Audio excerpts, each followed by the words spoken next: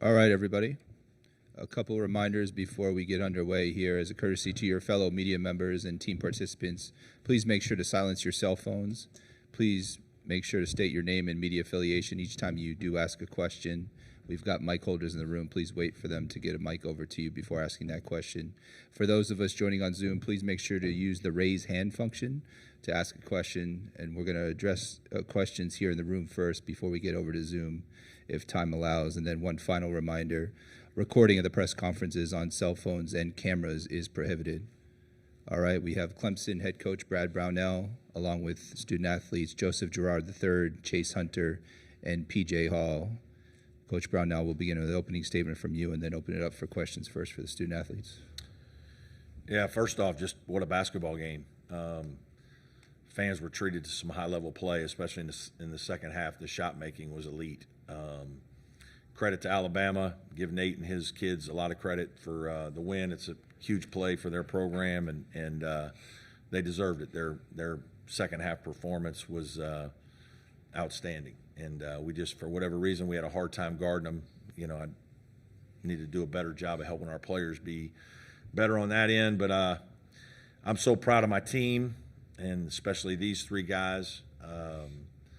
The ride we've been on the last couple of weeks has certainly been memorable, not just for all of us, but our fan base, which is significant. But more than that, just for the kind of people that we have in our program. My players are just such good kids, and they allow us to coach them, and they represent our university in an unbelievable way. And man, it's just a joy. And I love all of them dearly, and I'm just sad that we're not going to get to play more together, because we've just had so much fun, and this is just such a fun, loving group that the hardest part about these losses is it's the end of a season. So, but a lot of great memories. Again, super proud of our guys, our team, and what they accomplished. And again, congratulations to Alabama. All right, we'll open it up for questions first for the student athletes. Go ahead and raise your hand here in the room. We'll get a mic over to you. We'll start in the second row. Hey, this is Grayson Mann from TigerIllustrated.com. This is for Joe Girard. Joe, when you look at this past year as one of the key transfers to come in, looking at how the state of college basketball is now with transfers coming in, what would be your pitch to anybody that's interested in coming to play for Clemson? Do it.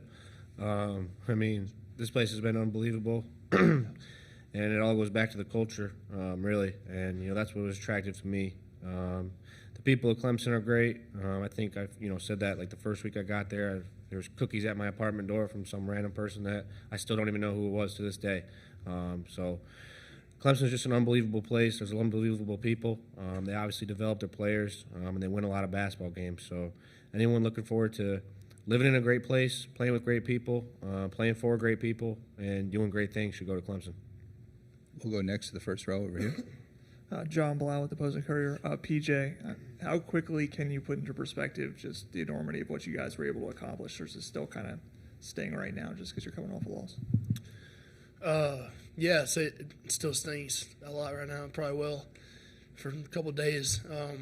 I don't think that, it'll really set in what we've accomplished, because we had our eyes set on big goals, and obviously we've achieved great stuff, but we came up a little short of what we really wanted to do. But, I think that it'll set in whenever we get back and reflect a little bit and, feel the love from the campus and the community, to know that they had our backs through all of this.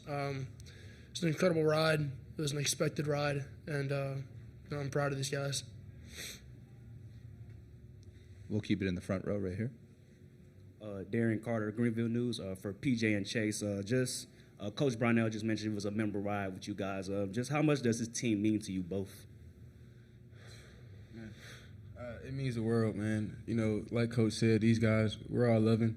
We love each other. We've been through a lot this year, a lot of ups and downs. A lot of people doubting us, but it's just been about us. We've been just about us. And to end like this, it definitely stings. But we accomplished a lot. We did a lot of great things this year, and I'm definitely proud of our guys. And I love our guys, and yeah. Yeah, hit the nail on the head. I'd say that, obviously, like, it stings to the core that we lost the basketball game, obviously, but on top of that, it hurts even more. Like Coach said, you're not going to be with the same team next year, especially for older guys like me and Chase and Joe. It it's such a fun group, man, from top to bottom, from red shirts to fifth-year seniors. I mean, it was an incredible group, and there's nothing I'd change about it. We'll stay in the front row. Right? Facts and Childress 105.5 The Roar. PJ Chase, this is for both of you guys. Can you talk a little bit about just the state of the program from when you guys came in to how you guys are potentially leaving it? I mean, Coach Brownell said a quote a couple weeks back about it's time to raise the ceiling now that we've raised the floor. I think it's safe to say that the ceiling has been raised with the second Elite Eight appearance in school history. Yeah, when we came in, we were highly recruited guys, and our careers kind of started off kind of slow. But to get to this point, me and him just had a moment in the locker room, and I told him we made history, and we did some big things for this program. I think that with me and him doing that, we set this program to a new standard, and we plan on keep being in games like this. Yeah, a special moment, man, embracing Chase in the locker room and knowing a couple of tournament appearances. A lot of wins in the ACC and Elite Eight. It's we stacked up a quiet resume that now has helped build the program up. And we can attribute that to the coaching staff and the culture they've built, man. I mean, it's we came into a situation where it was a doubted culture, even though they had such a great thing building up, and to come in here and validate what they've done, validate the work they do is special, and it's amazing. We'll go next to the back row. Joe Reedy, Associated Press. For all three players, you guys had used defense as a strength to get to the Elite Eight. Just in the second half, what do you think Alabama was able to do offensively to where it was tough to get stops? I mean, they hit big shots, man. They really spread us out. They hit a couple corner threes, like 3 in a row. I mean, it was a 9-0 run. We hit 2 in a row. I mean, if we can get a couple of those to bounce out, it's a different ball game at that point. It's like I said, man, they hit big time shots, and it just we couldn't quite get the misses we needed them to make. And credit to them, man. I mean, they went out there and they hit them. It was big time basketball. We'll stay in the back. Mark Myers, AP Radio. For Joe, as PJ was alluding to, 3-point shooting, they had 16 to 8. The disparity in the 3-point shot, how much of a factor do you think that was in the outcome? I mean, it was huge, but we knew going into the game that's what they like to do, and they shoot them fast, especially when they're making them. When they're making them and their momentum's going and they're rolling, they get those threes up fast, and it seems like they'll never miss. It's unfortunate how it ended, fortunate how it went down, but you got, like PJ said, you got to give those guys credit too. They put the ball in the basket, they get good positioning to get open shots, and they just made some plays. Do we have any other questions for the student athletes? All right. We do have one on Zoom. We'll go to Dan. Dan Tortora, wakeupcalldt.com. This is for Joe. Joe, reflecting on your career, and I know you just spoke about it a little bit here, but having this extra season, this extra opportunity, you chose Clemson, and in the same respect, Clemson chose you. Just what you can say about what this entire journey has been to you and this home away from home that's been created in Clemson for you forever. I mean, it's tough to talk about right now already. Coach Brownell didn't have to call me. These two guys didn't have to help recruit me, but they did. And these guys are my brothers for life. Coach Brownell is like another father figure for life, and it's just another home away from home, like you said. And it sucks to talk about already that it's over. I just feel like I just got here. But I'm gonna talk to these guys for the rest of my life. I'm so proud of what they've become and what they've done. I've watched it obviously for 4 years now, playing against them and then being here. So they've done an unbelievable job with this program. Obviously, Coach Brownell's his stuff speaks for itself. And I'm just lucky to I'm lucky to be here, lucky to have this as another home, and it was everything I could ask for and more. Final question for the student athletes. Anyone? All right, thanks, guys. Appreciate it. Thanks, boys. Joe. Thanks, Bob. Yep. All right, we will open it up for questions for Coach Brownell. We'll begin in the front here. John Blau with the Post and Courier. Brad, just how different was this game in terms of the shot making that they had and just playing from behind and just constantly them answering? Yeah, two different halves. Certainly, the start of the game was our way. I told the guys before the game, the last 2 days, that if we're up 10, we're down 10. When you're playing Alabama, that's about 5. It's not 10. You just cut whatever the lead is or whatever you're up, cut it in half. You're up 15, you're up 7.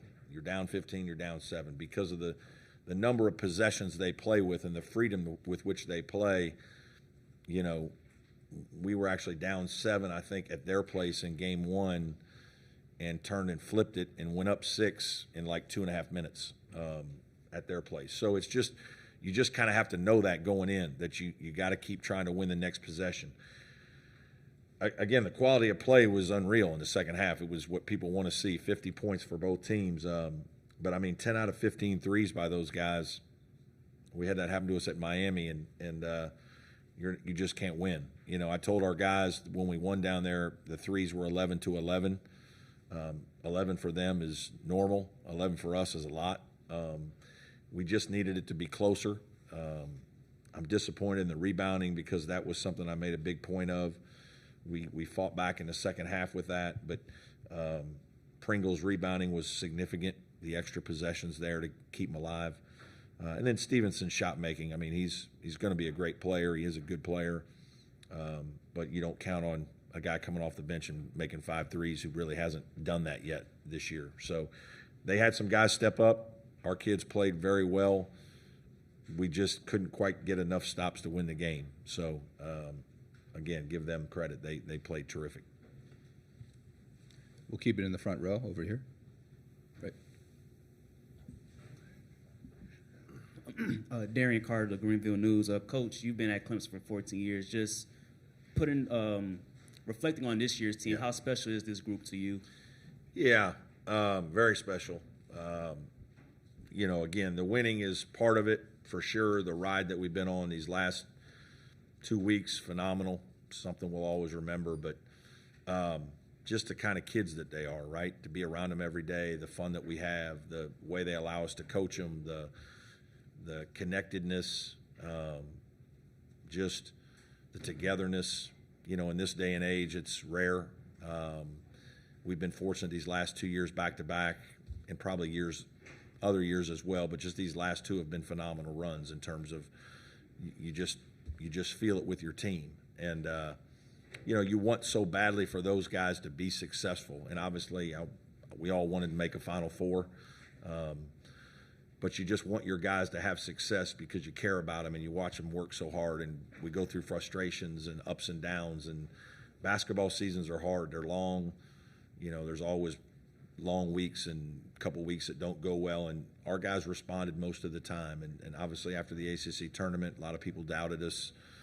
But PJ said it. We really talked at the beginning of the year a little bit, and then in the middle of the year, that we believe we could be a Final Four team. This was not an accident.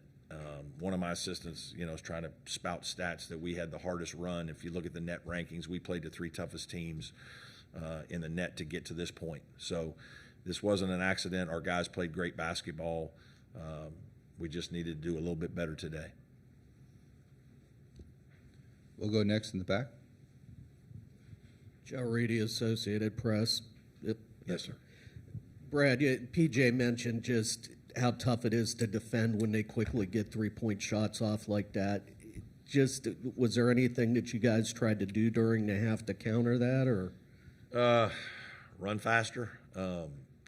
It's crazy. I think it was the first or second possession we tried to play zone. Joe hit a 3, and they threw it up the court and shot a quick corner 3 before our guys could even get back. The challenge for our team all year is we're not very fast. We're big, we're physical, we're tough, we're smart, but we're not very fast. And there are times when that really was a problem for us. In the second half, it was a problem for us. We couldn't keep them in front of us. When they start making threes, you start inching out in space, and even them shooting before we could get down and get our zone set a couple times. It's just, there's not many teams that play that way. And so credit to them because it's modern basketball. when those shots go in, it looks great. And, when they don't, then people probably say that the coach is letting them play too loose and why aren't we moving the ball? But this is modern basketball. You got to understand all the scores are going up, the NBA, college, everything's changing a little bit. And Nate's done a really good job of adjusting, and his team is, it benefited from it today. Second half, especially. First half, we had it the way we wanted. Second half, got a little too quick for us. We have time for 2 more questions. Go in the second row over here. Hey, Coach, this is Grayson Mann from TigerIllustrated.com. Gerard just talked about what his pitch would be to anybody potentially interested in coming to play from Clemson, come to Clemson in the portal. What would your pitch be to anybody interested? Yeah, I mean, my pitch is what Joe just said, right? I mean, but I think it's better coming from a player. There's a lot of great salesmen in our business and a lot of guys that sell a lot of things that don't end up being what they really are. I'm proud to say that what we talk about at Clemson is real, and Joe Girard got to experience that. We just have tremendous people. We have great leadership. We have great administrative leadership. We have unbelievable athletic support. We have tremendous coaches. It's an unbelievable place to live. It's why I've been here so long. My girls went to school here. And since we got our facility renovated in 2017-18, we've been to a Sweet 16 and an Elite 8, another NCAA tournament. We've got a couple guys in the NBA. I don't know why you wouldn't come here, to be honest with you. Like, I always tell folks, at the end of the day, guys like Joe Girard, we're doing them a favor because this place is special. Now, that guy was unbelievable to have. His swagger is why we went and got him. His second half shooting is why we went and got him. But the real reason is because of the kind of kid he is, and he just showed who he is right here. In one of the toughest moments of his life, he's explaining in detail how much this place meant to him. So he's about the right stuff, and that's why he fit our team. And that genuineness is why these 2 guys wanted him to be a part of our program. So, again, I couldn't be more proud of our players, what we did beyond these 2 weeks, but just the way these guys carry themselves every day. All right, one final question. Right here. Hey, Coach, Facts and Childress 105.5 The Roar. Can you talk a little bit about your special relationship with P.J. Hall, who's going to go down as a program legend, might have his name in the rafters one day? Yeah, he should. I might get choked up. I'm trying not to.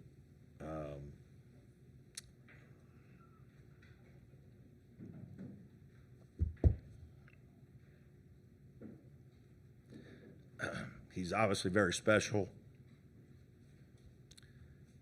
because he's a top 50 kid that chose Clemson from our state. And we've tried on a bunch of other guys, and he's one of the first ones to stay home.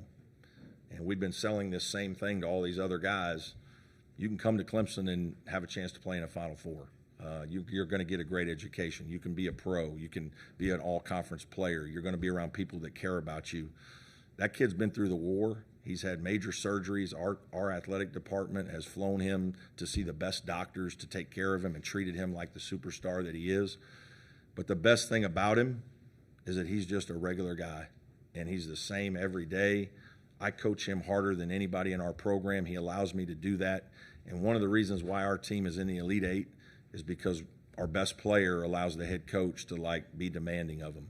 And so then the tone is set for everybody in our program. And so we have discipline, we have accountability, we have respect, and a lot of it is because he's the way he is as a young man, and his parents deserve an unbelievable amount of credit, and it's been a pleasure to coach him. Thanks, Coach. Thank you.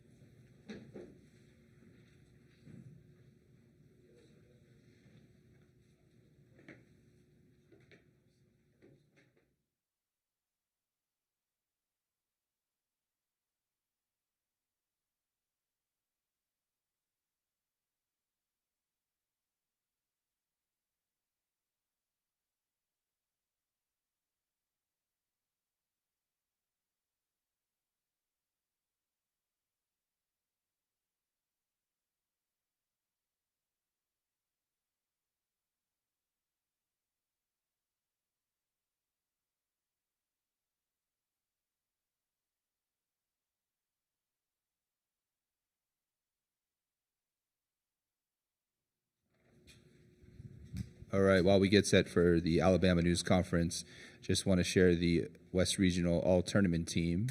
From Clemson, Ian Schieffelin, P.J. Hall. And from Alabama, Grant Nelson, Rylan Griffin, and Mark Sears. And the most outstanding player is Mark Sears.